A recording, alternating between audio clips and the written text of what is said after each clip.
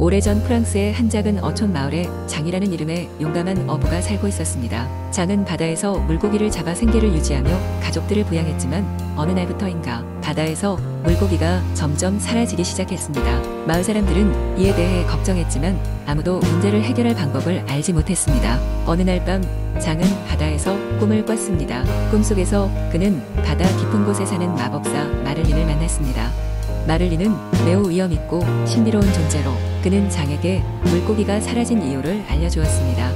바다의 균형이 깨졌기에 물고기들이 더 이상 이곳에 머무르지 않는 것이다. 내가 그 균형을 되찾을 수 있다면 마을 사람들을 다시 풍요롭게 할 수 있을 것이야. 장에게는 마를린의 말이 꿈같이 들렸지만 다른 방법이 없었기에 그는 믿어보기로 했습니다. 마를린은 장에게 특별한 진주를 주며 이 진주를 사용하여 바다의 심연에 위치한 3가지 시련을 통과해야만 균형을 되찾을 수 있다고 알려주었습니다.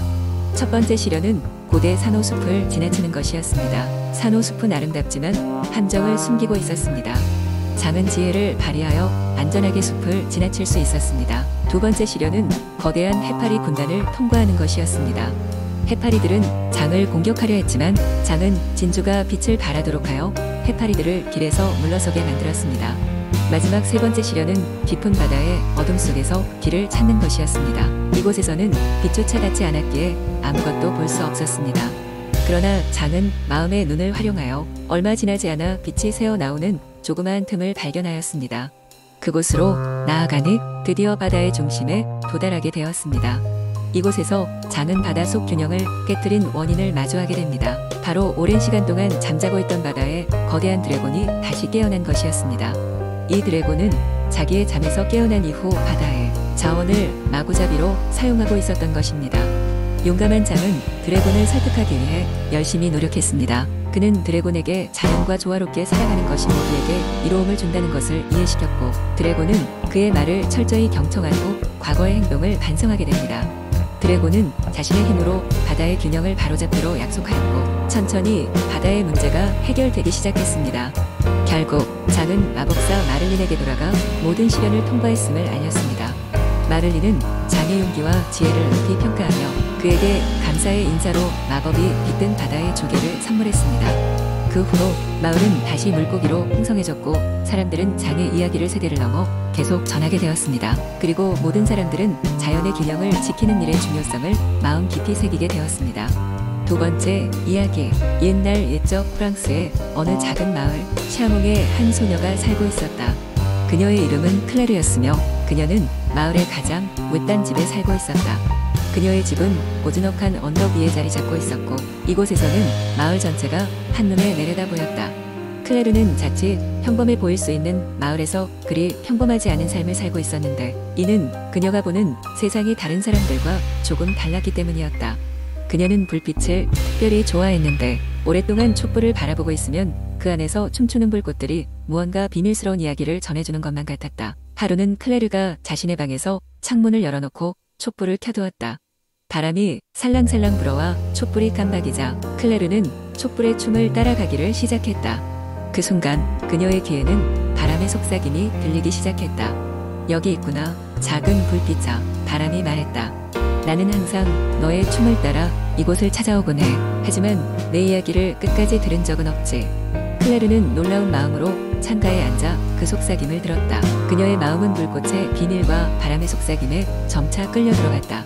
이윽고 바람은 잠시 멈추고 다시금 말을 이었다. 너는 이 음악을 들을 수 있겠지? 불꽃이 말하는 세상의 이야기를. 깜빡이는 순간순간 속에서 너만이 들을 수 있는 이야기가 있을 것이다. 클레르는 부드럽게 고개를 끄덕였다. 바람의 말은 마법과도 같은 무엇인가를 불러일으켰다. 순간 그녀는 불꽃의 이야기를 더 깊게 이해할 수 있었다. 불꽃은 그녀에게 전쟁과 평화, 사랑과 이별, 서글픈 모습 속에서도 피어나는 희망의 이야기를 들려주었다.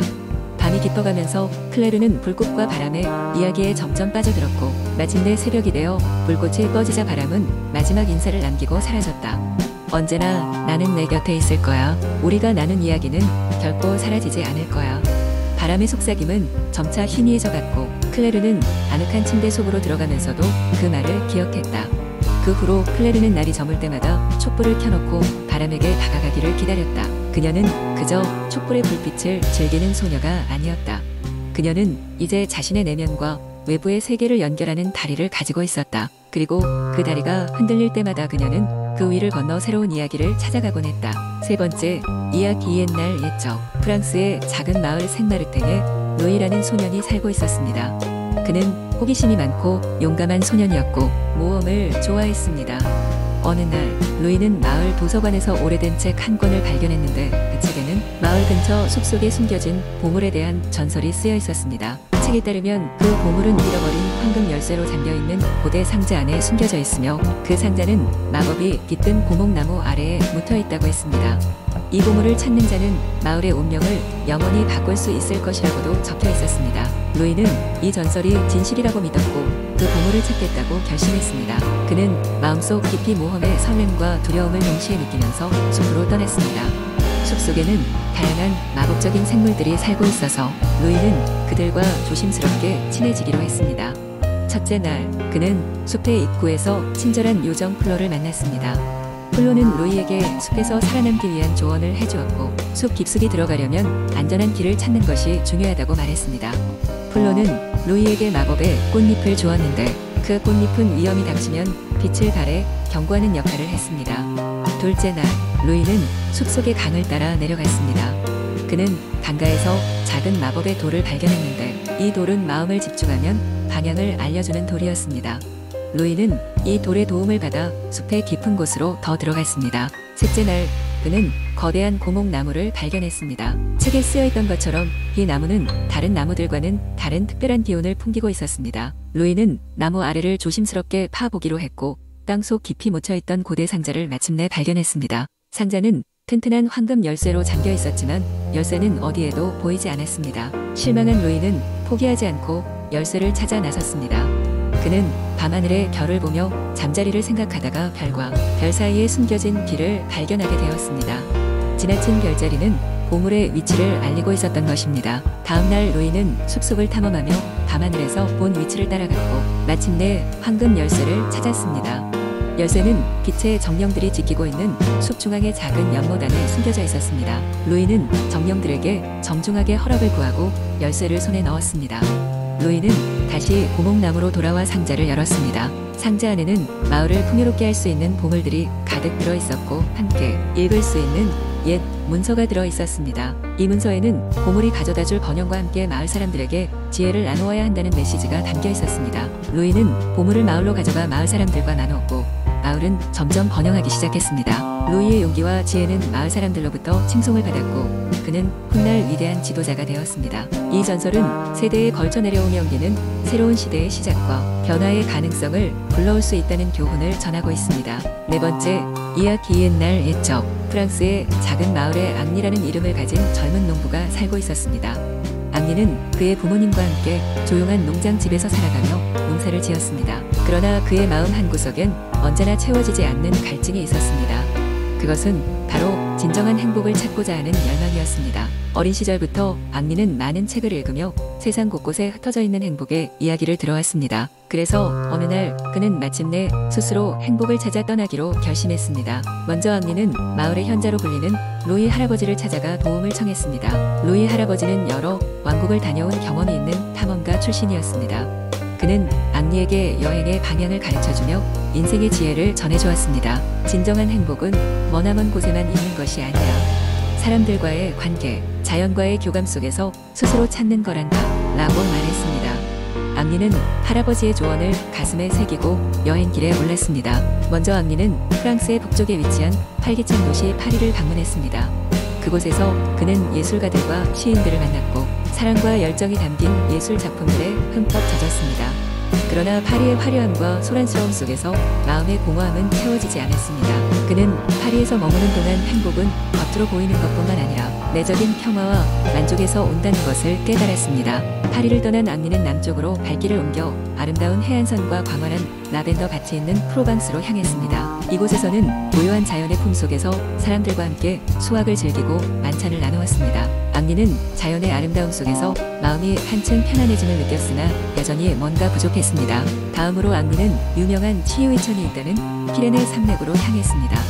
그곳에서 만난 한 노파는 사람들의 몸과 마음을 치유하는 일을 했습니다. 노파는 앙리에게 진정한 행복은 나 자신을 사랑하는 것에서 시작된다 라며 자신의 이야기를 들려주었습니다. 그 말을 들은 앙리는 자신의 본질적인 가치를 떠올리기 시작했습니다. 마지막으로 앙리는 알프스 산맥의 높은 봉우리에서 철학자와 같은 목동을 만났습니다. 목동은 일상에서의 단순함을 즐기며 살아가는 방법을 앙리에게 가르쳐 주었습니다. 목동과 함께 시간을 보내며 앙리는 비로소 행복이란 특별한 것이 아니라 일상 속에 숨겨진 것이라는 것을 깨달았습니다. 앙리는 오랜 시간을 여행한 끝에 결국 고향으로 돌아왔습니다. 이제 그는 경제적인 풍요나 외부의 화려함보다는 사람들과의 진솔한 교감과 자신의 내면을 소중히 여기는 것이 진정한 행복임을 알게 되었습니다. 그는 가족과 친구들과 함께하는 소소한 일상 속에서 비로소 진정한 행복을 찾을 수 있었습니다. 이렇게 앙리의 여행기는 끝이 나지만 사실 우리의 여정은 지금 이 순간에도 계속됩니다. 우리 각자가 추구하는 행복은 다양한 모습으로 존재하며 결국 가장 중요한 것은 자신의 마음속에서 그 답을 찾는 것입니다.